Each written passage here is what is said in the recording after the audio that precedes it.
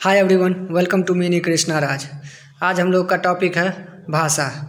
हम लोग जानेंगे भाषा किसे कहते हैं, भाषा के रूप के बारे में जानेंगे और भाषा के जो दो रूप होते हैं उन्हें समझेंगे। आगे लिपि स्क्रिप्ट के बारे में जानेंगे और कुछ प्रमुख भाषाओं की स्क्रिप्ट के बारे में भी जानेंगे।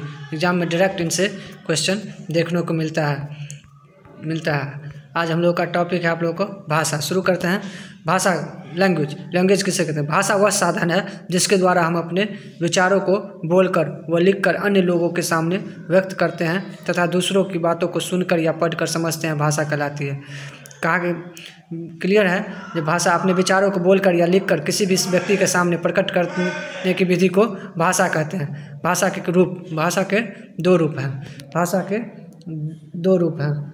आपको भाषा के मौखिक ओरल लैंग्वेज और रिटन लिखित भाषा रिटन लैंग्वेज, मौखिक भाषा ओरल लैंग्वेज। आगे है आपको आगे समझते हैं हम लोग मौखिक भाषा किससे कहते हैं।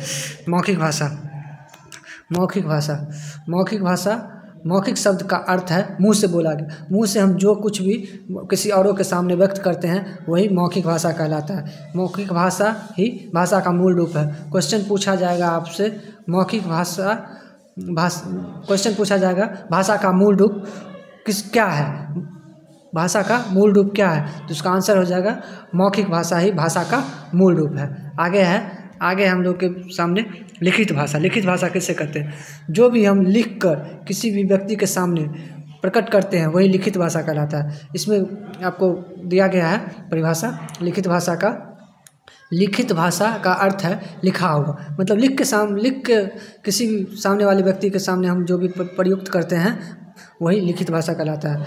अपने मन के विचारों और भावों को लिखित रूप में प्रकट करने का साधन लिखित भाषा कहलाता है। क्लियर है? अपने मन के विचारों और भावों को लिखकर प्रकट करने का साधन लिखित भाषा कहलाती है। जैसे हम किसी कहानी लिखते हैं और वो सब लोग पढ़ते हैं, वही लिखकर हम अपने भावों को जो प्रकट किए वही लिखित भाषा कहलाती है। पत्र लिखना ये सब लिखित भाषा के अंतर्गत आता है। आगे देखिए, सबसे ध्यान देने वाली बातें हैं, ये नोट में है, आप सबसे ध्यान देने वाली संकेतों द्वारा भावों का आदान प्रदान तथा पशु पक्षियों की आवाज़ों को भाषा नहीं माना जाता है। एकदम क्लियर स्पष्ट कर दिया है। जो भी हम संकेत कर रूप में इशारा के माध्यम से जो भी किन्हीं को कुछ बातें कर लेते हैं, इशारा से बुला लेते हैं, इशारा से कहते हैं चले जाओ, निकल जाओ, आ जाओ, तो ये सब जो भी है पशु पक्षियों के जो आवाज़ें होती है, अपने बोलने का जो तरीका है पशु पक्षियों का, वो भी भाषा के अंतर्गत नहीं आता है। क्लियर इसमें कह दिया गया है। आगे है आपको आगे टॉपिक है आप लोगों के सामने लिपि, जिसे इंग्लिश में स्क्रिप्ट कहा जाता है।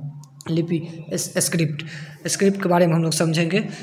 स्क्रिप्ट का परिभाषा दिया गया है आपको किसी भी भाषा को लिखने की विधि तथा निर्धारित चिन्हों के समूह को लिपि कहते हैं। किसी भी भाषा को लिखने का जो निर्धारित चिन्ह का प्रयोग किया जाता है वही लिपि कहलाता है। और अथवा में देखिए, अथवा में है आपके हम भाषा को जिस विधि में लिखते हैं उस विधि को लिपि कहते हैं। जिस भी विधि में भाषा को लिखा जाता है वही लिपि कहलाता है। आगे है कुछ प्रमुख भाषाओं की लिपियाँ। एग्जाम में डायरेक्ट पूछ दिया जाता है, जो हिंदी की लिपि कौन सी है, उर्दू की कौन सी लिपि है, तमिल की कौन सी लिपि है, या कश्मीरी की कौन सी लिपि है, मराठी की कौन सी लिपि। सबसे अधिक आजकल के एग्जाम में जो पूछा जाने वाला क्वेश्चन है, मराठी की लिपि कौन सी है। तो हम लोग सारी लिपियों के बारे में कुछ प्रमुख भाषाओं की लिपियाँ हम सामने रखे हैं, वो हम लोग आज सीखने का प्रयास करेंगे। देखिए, हिंदी की जो लिपि है वो देवनागरी, ये तो अधिकांश लोग जानते ही हैं, इसमें कोई समस्या होगी नहीं। उर्दू जो लिपि जाती है वो फारसी लिपि में एग्जाम में डायरेक्ट पूछी जाती है। उर्दू की लिपियाँ बताएं तो उर्दू की लिपियाँ फारसी हुई। आपको है संस्कृत की कौन सी लिपि है, तो संस्कृत भी हमारी देवनागरी लिपि है। देवनागरी लिपि में संस्कृत भी लिखी जाती है। तमिल जो है, तमिल का लिपि हो गया आपको तमिल जो लिखने का सिंबल है वो तमिल में ही उसका लिपियाँ है। आगे है फ्रेंच रोमन का लिपि है। जर्मन रोमन, पंजाबी का है आपको गुरुमुखी। डायरेक्ट पूछा जाता है पंजाबी किस लिपि में लिखी जाती है, तो पंजाबी गुरुमुखी लिपि में लिखी जाती है। आपको आगे है अंग्रेजी की लिपि यहाँ हो गई रोमन। अंग्रेजी किस लिपि में लिखी जाती है, तो रोमन लिपि में। बंगला किस लिपि में लिखी जाती है, तो बंगाली लिपि में। लिपि में। आगे आपको कश्मीरी किस लिपि में लिखी जाती है, तो कश्मीरी का लिपि भी कश्मीरी ही है। कश्मीरी किस लिपि में लिखी जाती है, कश्मीरी भाषा, तो कश्मीरी लिपि में ही लिखी जाती है। और सबसे इम्पोर्टेंट है आपको मराठी किस लिपि में लिखी जाती है, तो देवनागरी। डायरेक्ट एग्जाम में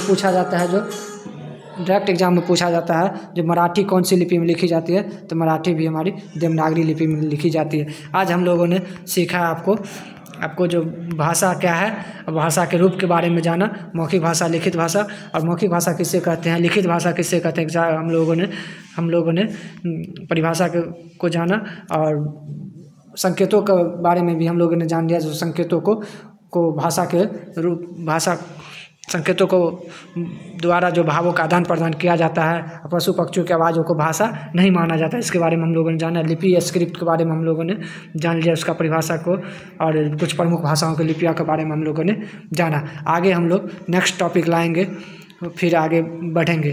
तब तक आगे, अगर वीडियो अच्छा लगा हो आप लोगों को, तो वीडियो को ज़रूर लाइक कीजिएगा, और जो भी कमियां कुछ नज़र आती हो तो उस पर कमेंट आप लोग ज़रूर कीजिएगा। हम उस पर अच्छा से अच्छा काम करने का कोशिश करेंगे, और चैनल को सब्सक्राइब करने का काम आप लोग ज़रूर कीजिएगा।